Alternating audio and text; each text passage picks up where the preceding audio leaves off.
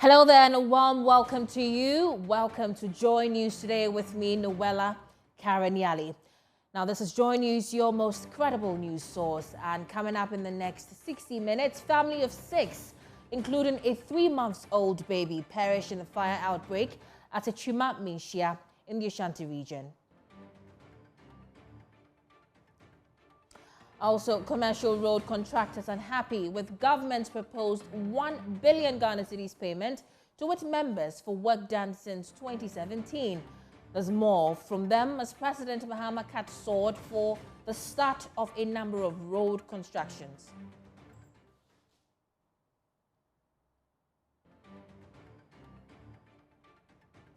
And in case you missed the government accountability series on high-profile corruption cases, we have excerpts from today's briefing by the Attorney General. In business, Waylead Company Limited urges government to establish housing funds to help Ghanaians afford homes. And later in world news, all pupils kidnapped from Nigeria Catholic School are now free, and we have details from Nigerian authorities.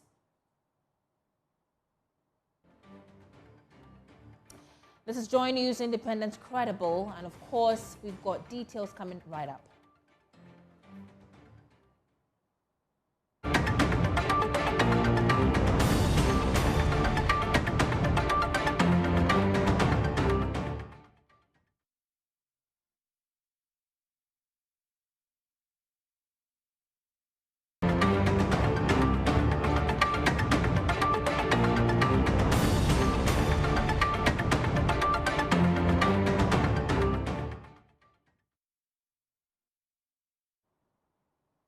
Many thanks for your company. Now, President John Mahama has assured the chiefs and people of the Bunu region that funds have been earmarked for the prompt payment of work done.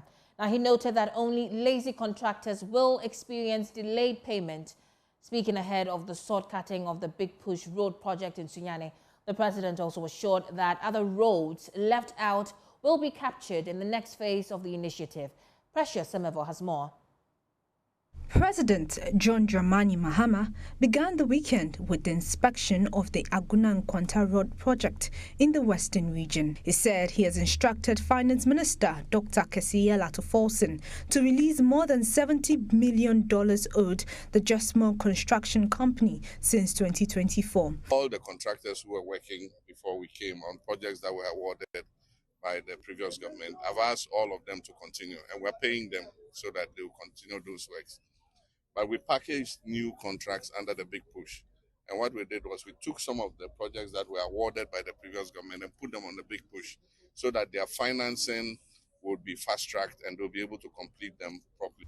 The inspection was witnessed by Minister for Roads and Highways, Kwame Govins-Abuja, and the Western Regional Minister, Joseph Nelson, who both reaffirmed government's commitment to quality and timely execution. At the first quarter of next year, many of these contractors will be back on site. So, Regional Minister stalled the interchange in the middle of Takrady would see some work going on. Very much on the heart of the people of the region is a flyover, the PTC flyover, the Sino Hydro project, which are stalled. I know that work is being done on it, but I believe that in your comment, that's going to feature. From the Western region, President Mahama moved to the Bunu region, where he cut sword for the Sunyani Entreni Entresia Road project. At the ceremony, the road minister announced the significant progress under the Big Push initiative. We have so far awarded over $5 billion worth of project using our own money, not loans or any other thing. There's nothing like that on the continent of Africa. Minister Govins-Abuja added that his ministry has initiated the standardization of road construction materials, particularly bitumen, to improve durability and value for money. We have noticed that one of the reasons road fail is not necessarily because contractors do a bad job, but because of the selection of the materials. So we are going through a process with the agencies to make sure that the material specification and then the testing regime is much more robust than ever before. So we will only use the highest quality of materials on your big push project, and the agencies are working on that. Addressing residents in Suyan, President Mahama announced a series of additional road projects for the Bunu region, including the Wenchi-Bamboy Highway, and reiterated assurances of swift payments to contractors to keep projects on track. Afia ebe yede akwani bi ebeka ho eno na minister kan tepa mankranso empo komase eba sunwane kwan ye ho design afia ebe eno so yede bema contract komase sunwane. President John Dramani Mahama is expected to wrap up the inspections under the big push early this week, with assurances of faster delivery, better quality and sustainable investment in Ghana's roads infrastructure.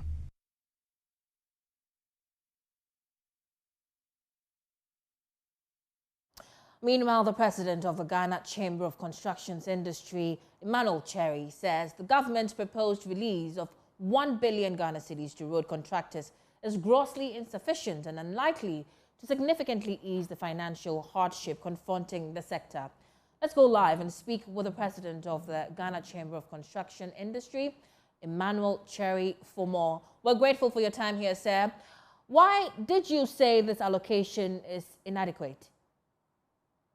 Yeah, thank you very much for such an opportunity. First of all, we need to thank God Almighty for bringing us this far. It hasn't been easy for us as an industry players. And then we thank the president for coming out with such a pronouncement. However, as you and I know, the amount in question, and then the promise that the president has directed the finance minister to honor is sincerely inadequate, that we may start with. Because the debt portfolio, I don't know which of the liability the president is directing the 1 billion to. Either is it Cocoa Board, because on the debt portfolio of Cocoa Board, we are looking at something not less than 3 billion Ghana cedis. So with the 1 billion, which means it's woefully inadequate in that sector as well. If you go to the road fund, we are looking up to the tune of 8.2 billion thereabouts. So with 1 billion out of it is nothing to write home about. If you go to the consolidated, it's over, 40 billion thereabouts. So therefore, I don't know whether the president is referring to CD or dollar. If it's CD, then we are pleading that as a matter of urgency, it should, increase the portfolio to at least 5 billion as a start for the road fund. If that happens, then the bank can take what is expected or required of them from the contractors, and they give us the rest for us to pay our suppliers, and then also to pay our workforces and the consultants before they break to Xmas. If not so, this Xmas is going to be a bit dry. So if I heard you right, in total for this project, you're expecting a total of $5 billion or cedis? Yeah. For now, if the president can give us 5 billion Ghana cedis, out of the 8.2 billion for the road fund, will be so much appreciated. We can pay at least 50% of the IPCs across board, all the validated IPCs. We can go a long way to at least bring a relief to the contractors, their family, and then the associated workforce as well. But with the 1 billion, sincerely, it's just a drop in the ocean. However, to us, from January to date, we believe the accrual, the road fund accrual, is barely 3 billion.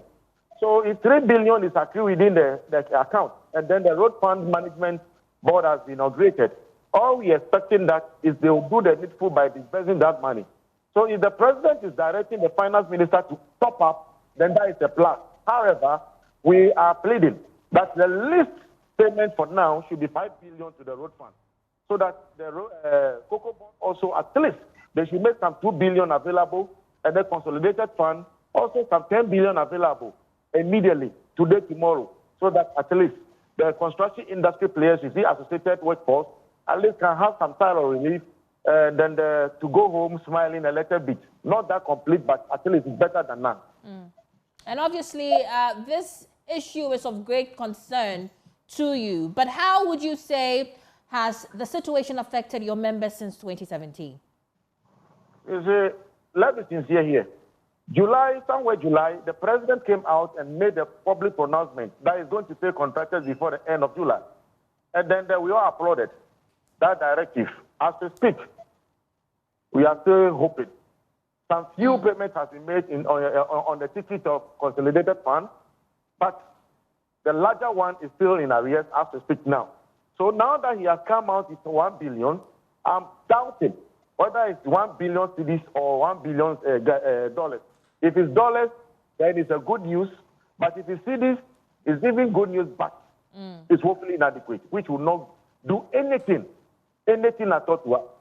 And quickly before I let you go, you have pegged your expectations at 5 billion cedis. What happens if that expectation is not met? You see, we tried. From 2017 to date, you see, we tried as much as possible to help at least cushion the infrastructure space of the country. But if the treatment is going this way, it's not of the best. We also go into the financial market to borrow.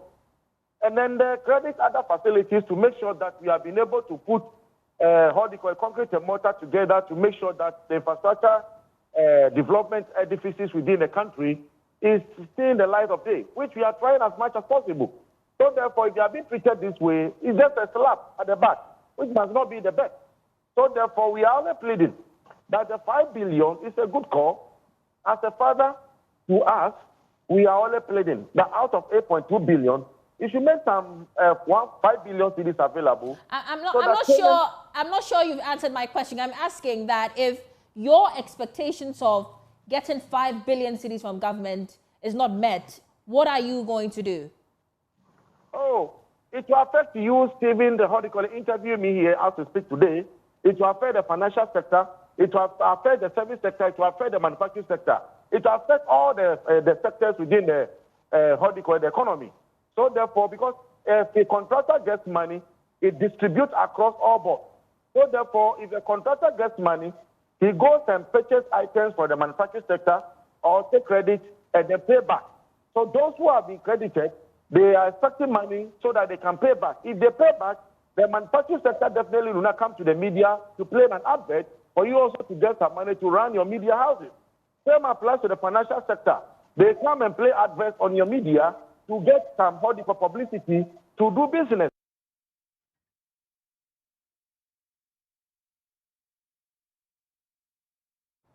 You're welcome back. This is Joy News Today. Now, the Attorney General and Minister for Justice, Dr. Dominic Ayine, has announced that the state will prosecute Wontumi Farms and its directors over alleged financial crimes involving the Ghana Export-Import Bank, and the NPP Regional Chairman, Bernard Enchi-Bosiako, is one of the directors. Investigations by the Economic and Organized Crime Office, EOCO, revealed enough evidence to support charges of defrauding by false pretenses, forgery, and causing financial loss to the state. The alleged loss currently totals over 24 million Ghana cedis, including the principal amounts that accrued interest. Dr. Ayine warned that the figure may increase due to compounded interest before formal charges are filed. He stated that prosecution will begin after the Christmas break once Exim Bank confirms the exact outstanding amount. Here are excerpts of his address. Agribusiness Consult, a company specialized in investment advisory services, consultancy and training and development, was contracted by Exim Bank and assigned to Wontumi Farms Limited as a consultant to the project. The key function of IESO Agribusiness Consult was to provide technical assistance to Wontumi Farms Limited. On February 14, 2018, EBAN Capital Limited, a company that specializes in financial technology services, cash management services, distribution of custom banking and payment software packages, was also contracted by Exim Bank and assigned to Wontumi Farms to provide a platform that will facilitate staff salary payments, customization, integration, POS, terminals, and biometric cards for the farm hands that were to be employed by Wontumi Farms Limited. Wontumi Farms Limited was to provide EBAN Capital Limited with a database of all workers, from which Exim Capital Limited was to integrate the workers on a payment platform. Exim Capital Limited would then receive funds directly from Exim Bank for onward disbursement to workers, to the workers' wallets as salaries and allowances. Ladies and gentlemen, Wontumi Farms Limited failed to provide a database of farmers, of farmhands to Exim Capital, as there were no farmers working on the land, no farmhands working on the land.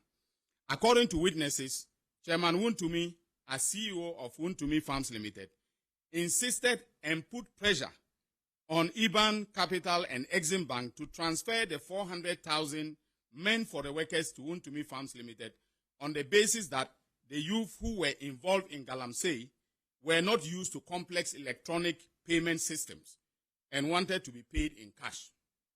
In order to execute the project, Wontumi Farms Limited had submitted a pro forma invoice to Exim Bank for the purchase of farm equipment, including tractors, combine harvesters, corn seeder machines, and Wellington boots.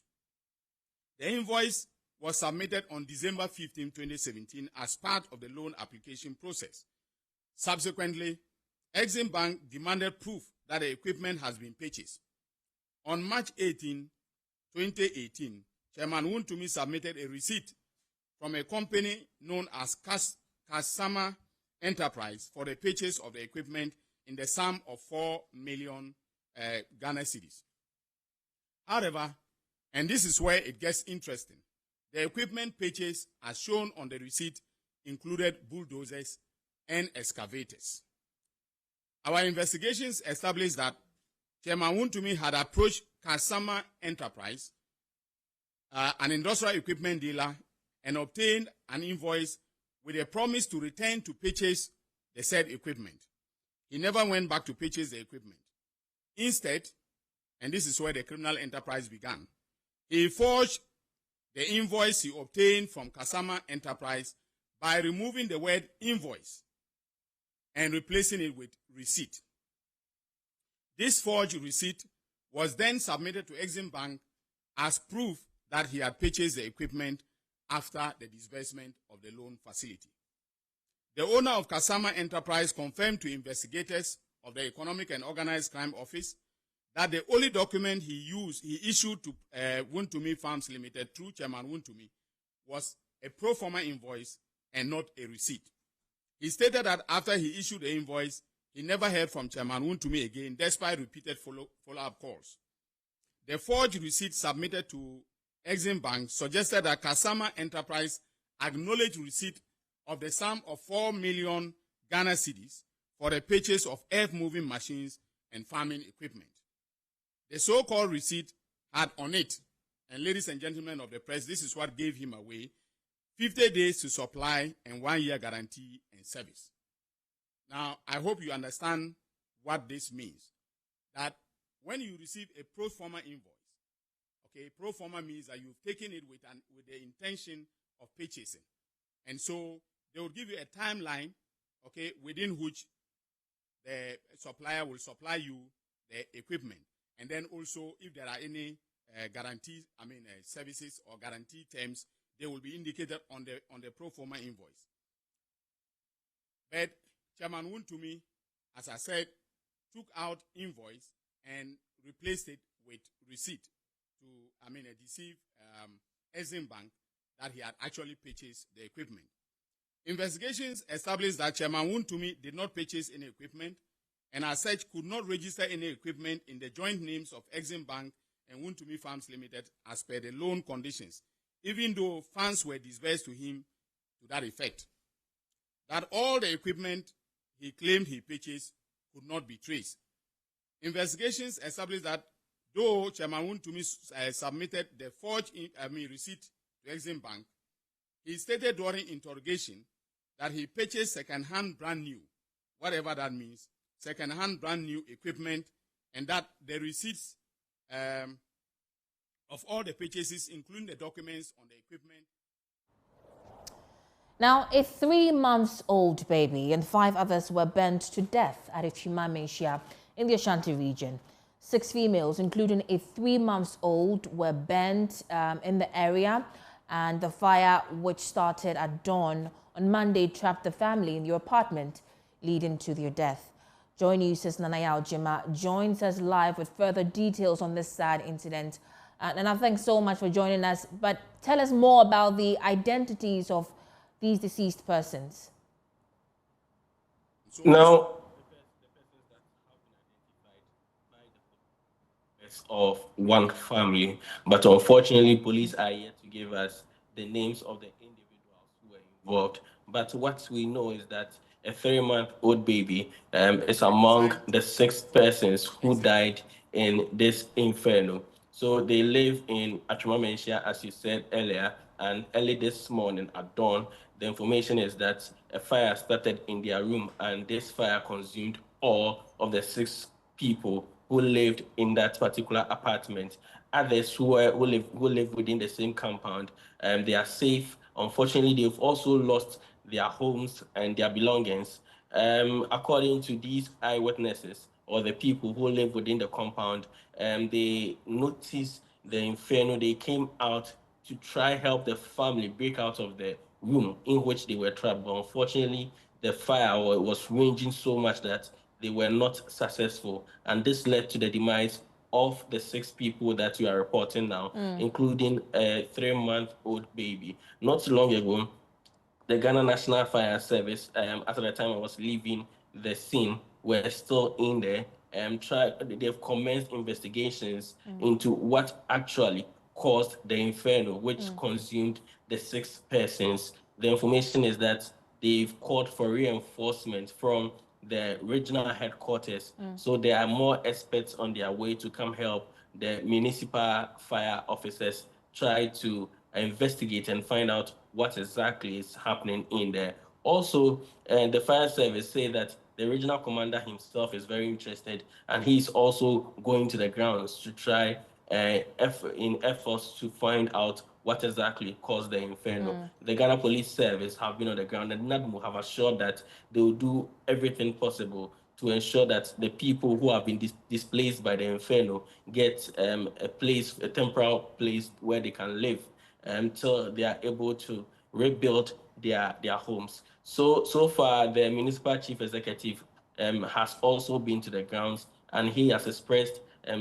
sadness at the situation, and he believes that at this moment, especially as we enter the dry season, it's about time that they enhance education on fire to try to deal with such issues that may arouse as the dry season sets in. So things are under control.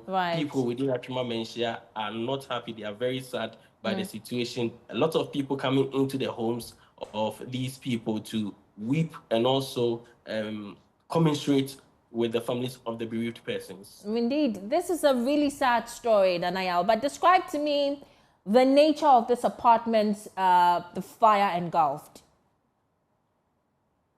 So this is, I'm unable to tell the number of rooms that is in there because the way the place is burnt is very difficult to be able to ascertain how it looks like. But it's a block with rooms in there, and it houses about 3 families within this apartment. So this family that we are talking about, they have their section of the apartment. They occupy some rooms within that particular house. They have their apartment within the house, and there are other families living within the area. So it was easy for the inferno, which started in this particular in the apartment of this particular family, to spread through the house. But fortunately for the other families, they were able to see this inferno on time and leave their rooms before the fire could engulf these rooms. Right. Excellent work, Nanayao, and definitely would come back to you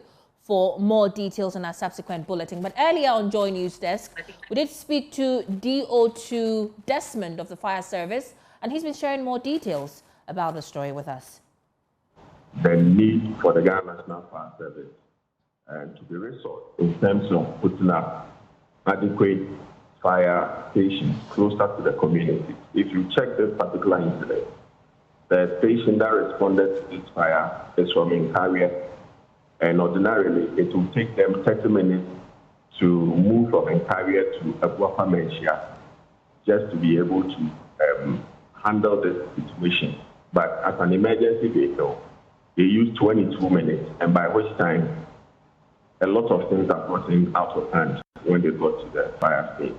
So we are pleading with the MMDC to channel more in start more to start that help our you would bear with and have ended improved because the intervention helped. So if we are get one that I believe it goes help accurate and help more life. And back to the question, affect prevent it behoves all of us. We apologize for that poor sound quality, but definitely we're going to bring that sound back to you in our subsequent bulletin. But in the Upper West region, the Regional Police Command has retrieved 101 illicit firearms as part of the gun amnesty program underway in the region. Regional Police Commander COP Francis Yeribare, I beg your pardon, who made the disclosure, said the service will not relent on the ongoing exercise. He urged persons who still have in their possession illicit firearms to voluntarily hand them over. COP Francis Yeribare was speaking at the gun amnesty program aimed at sensitizing the public to voluntarily surrender all illicit firearms in their possession. Upper West Regional Correspondent Rafiq Salam reports from WA.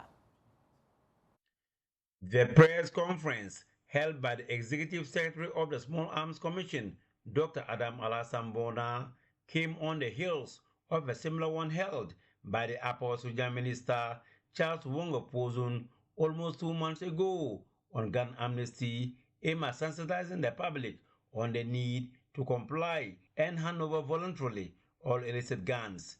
The gun amnesty, dubbed Guns Down, Ghana Up, according to Dr. Adam Bona, kick-started on December 1, 2025 and will end on January 15, 2026. You know when you have a weapon and the weapon is not registered, it's not licensed to you, it's a crime, it's a second-degree felony, and you can go in for 15 years. But the essence of it is for you to voluntarily surrender the weapon without any punishment. And so if you have a relative who has died or has bequeathed some weapons to someone you know who doesn't need those weapons, surrender them. If you want to register them, go to the nearest police district and it will be registered. Holding aloft several placards, some of which read, "Gun amnesty is here. Surrender your illicit firearms. Save life. Let's silence the guns to save our own lives. And we have our Ghana. Let's not destroy it with guns.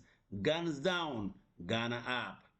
The participants, comprised of persons from all walks of life, included members of the Upper West Regional Security Council, departmental heads, personnel from the various security agencies, members of civil society organizations, and some youth groups first converged at the city's basketball court before speeding into the streets. They poured into all principal streets in the one municipality, walking briskly amid singing of patriotic songs and music from brass band to drum home the message to the public on the need to surrender all illicit firearms. After an hour of being on the streets, educating and sensitizing the populace on the dangers involved in holding on to illicit firearms, they ended at the Nasiri Bomb II Park and addressed by the leadership, particularly members of the Upper West Regional Security Council and the Executive Secretary of the Small Arms Commission, Dr. Adam Alasambona. One weapon can flatten the whole of the Upper West, and therefore one weapon will retrieve. The Upper West becomes safer when we are here. And therefore we are here and we are going to be moving to all the 16 regions of this country. We are likely to come back to this region, go to Wa West, Wa East and Lambuse. As we heard yesterday, there are issues in these areas. This exercise, just as he said, people should not take it as a joke. I think it is after the exercise that those who will be lackadaisical not to show up or to present their guns, they will be the culprits. Apostle Commander of the Ghana Police Service, DCOP, Francis Yiribare, made a disclosure of the number of illicit firearms so far retrieved. As of this morning, since the program began, the Upper West region has retrieved 101 guns.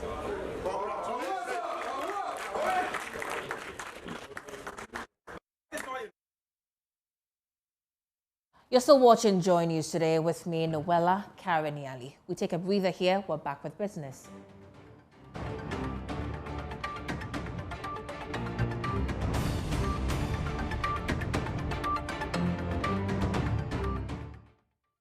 Thanks for staying with us. It's time for business. I am Michelle Lejekum.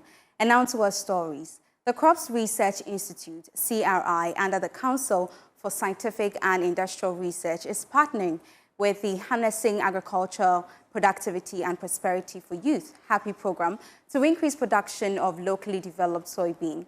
Early generation seeds like Tundana varieties developed by the Research Institute have proved adaptability to the changing climate and with high yields. The partnerships seek to enhance productivity of the soybean, which has over the years been in shortage, throwing many local processing plants into near collapse due to inadequate raw materials. Josephine Sego has more in the following report.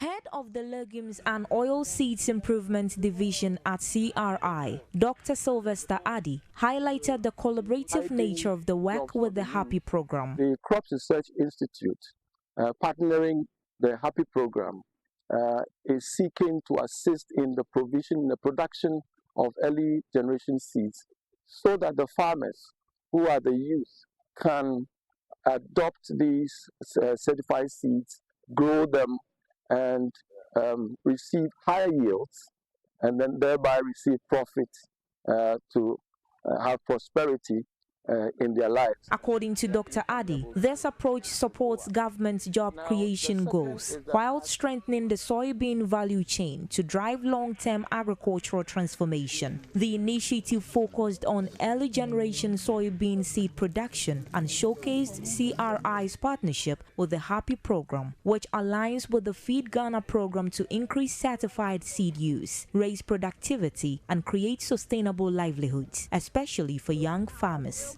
Regional Crops Officer from the Ministry of Food and Agriculture, Floris Kakari, underscored the importance of CRI MOFA collaboration in promoting improved and adaptable crop varieties. The Tundana varieties are adaptable in every part of Ashanti region. So we encourage the farmers going forward next year, they should go into the production of the Tundana variety since it can do well in every part of Ashanti region. On nutrition, Ms. Kakari emphasized the household benefits of soybean. A student from Kwadaso Agriculture College, Musa Yakubu, highlighted the direct impact of the initiative on youth livelihoods. As we live here and go to our various homes, we try to cultivate some as a trial. And also, it will be as a source of employment so that it will generate some income to, sustain our standards of living as well. His experience reflects how partnerships between research institutions, government agencies, and youth-focused programs like HAPPY are translating national agricultural policy into practical opportunities on the ground. Reporting for Joy News, Josephine Sego, Kumasi.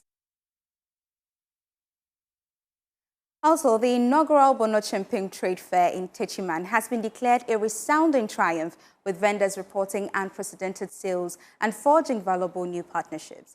The overwhelming success, which saw the urban park pulsate with energy of a festival, has ignited a strong demand from both exhibitors and patrons to transform the event into an annual showcase for the local economy.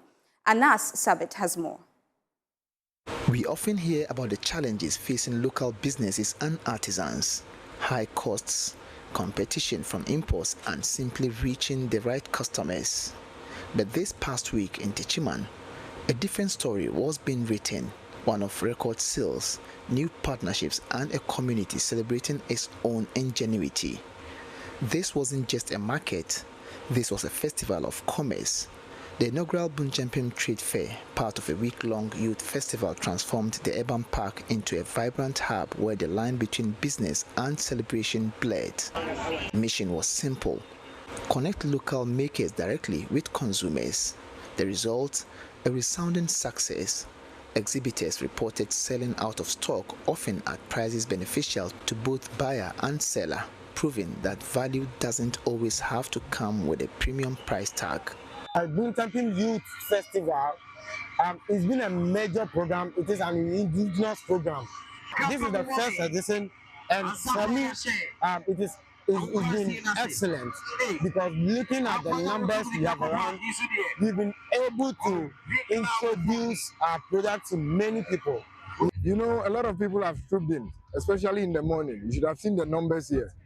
And the way everything is arranged, it gives people a clear view of what is happening here.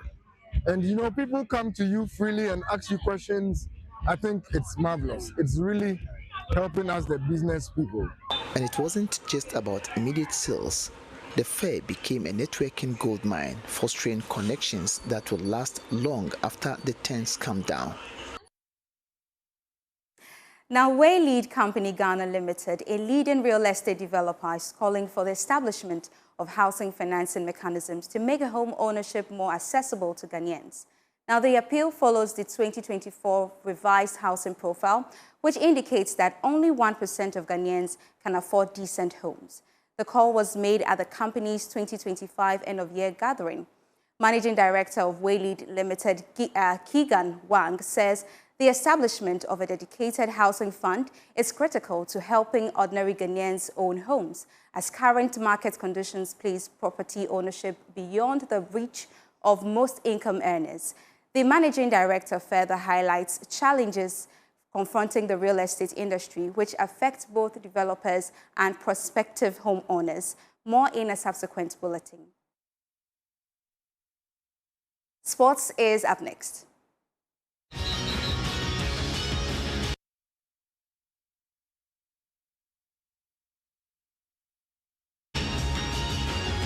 Sports segment is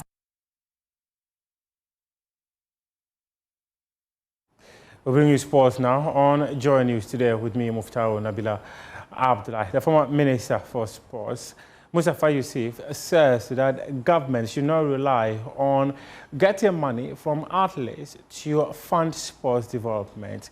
Following the passage of the Ghana Sports Fund Bill, which now has a dedicated source of funding for the development of sports in the country, government said that one of the sources of revenue will be coming from athletes. But the sports minister believes that some of the athletes often rely on the country to provide them financial support to train and even represent the country at major competitions. Hence, asking athletes to contribute part of their money that will serve as money for the development of sports in the country, he believes, is unfair.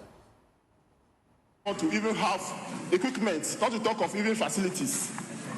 And we only have to leverage on the African Games we hosted last year to ensure that we got most of this equipment for these national teams. And that is why now we can see that most of them are now even performing, because now they have equipment to be able to do what? To be able to train with those equipment and be able to represent us very well. Mr. Speaker, the sources of funding indicated in the report, apart from the budgetary allocation, which we all know in this country that when it comes to budgetary allocation, even the releases is a problem.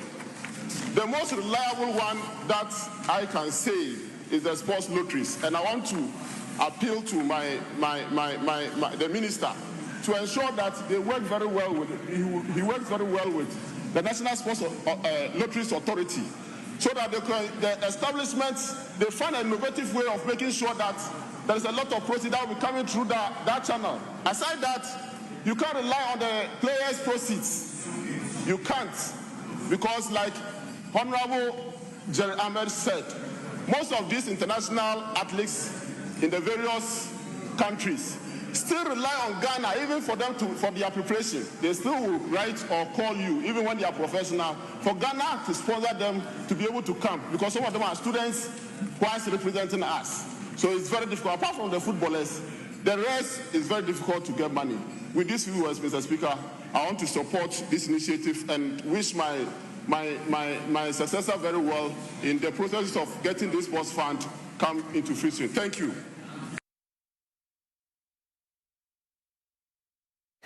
That was the former Sports Minister Mustafa Yusuf on the floor of Parliament. Up next is World News.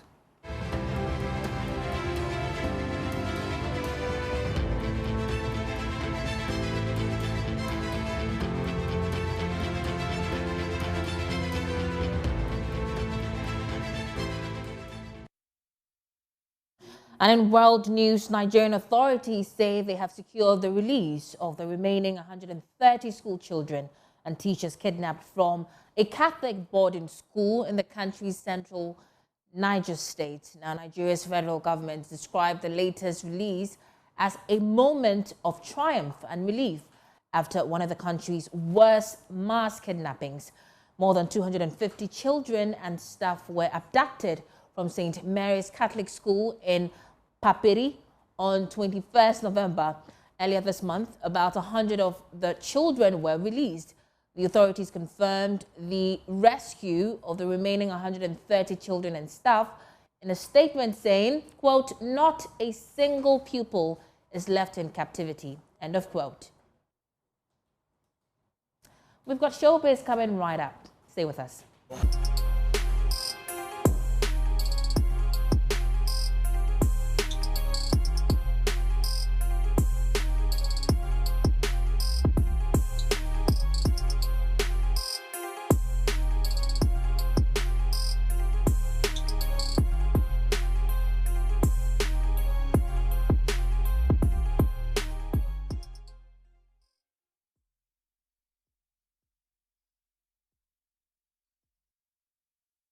Well, hello there. Good afternoon and welcome to the Showbiz segments with me, Jacqueline and Samaya. What our story for today? It took hours of waiting, but when Black Sharif finally stepped onto the University of Ghana stadium stage, the reaction said it all. Zama Disco 2025 wasn't just a concert, it was a statement. There's more in the following report. From dusk into the early hours of the morning, the University of Ghana Stadium turned into a sea of energy as thousands of fans gathered for what became a sold-out Zama Disco 2025. If you are ready, can I hear you make some noise? Music lovers from all walks of life showed up for one reason, to see the artists who took Konongo Zongo to the world live on a stadium stage. Although the concert was billed for 8 p.m. on December 21st, 2025, fans stayed put, singing along, recording memories, and refusing to leave. The show kicked off with performances from 5 upcoming artists set in tone before the big reveal.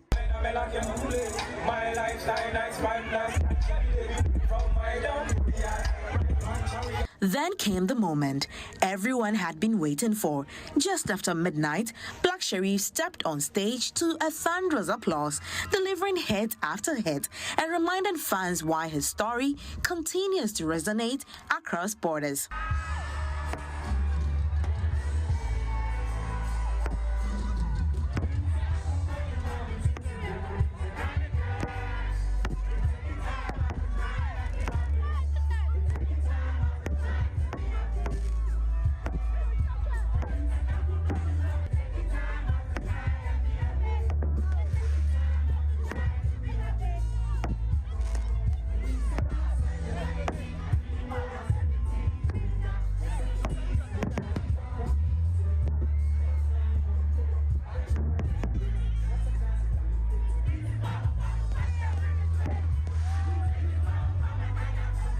As the night unfolded, Blacker wasn't alone. He brought out heavyweights including Kitty, Kojo Black, B-Strap, Sarkodie, and others, each appearances sending the stadium into another frenzy.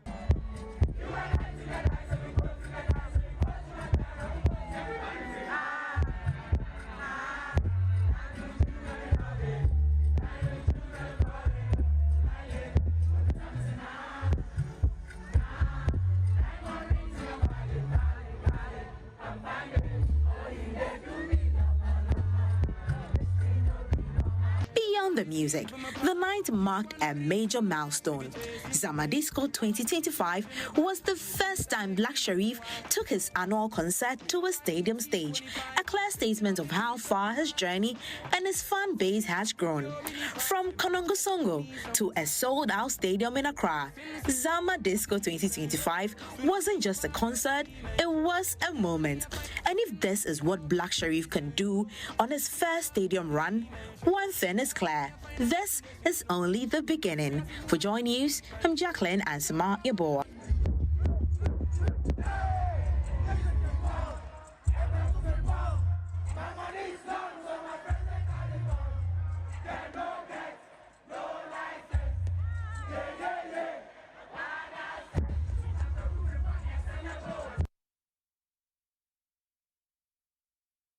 Well, it's a wrap for the showbiz segments with me, Jacqueline Ansama. Over to you, Noella. And it's a wrap for Joy News Today. But of course, for more of our local and international stories, do log on to myjoyonline.com. And on My Joy Online, for our top stories, we have Wontumi Farms directors to face prosecution over 24 million Ghana cedis alleged Exim Bank Loan Fraud. Also, High Court bars investigative journalists, from publishing on private individual and imposes 10,000 Ghana cedis cost.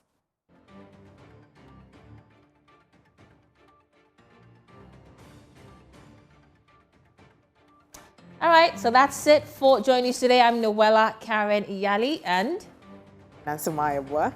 Have a great afternoon.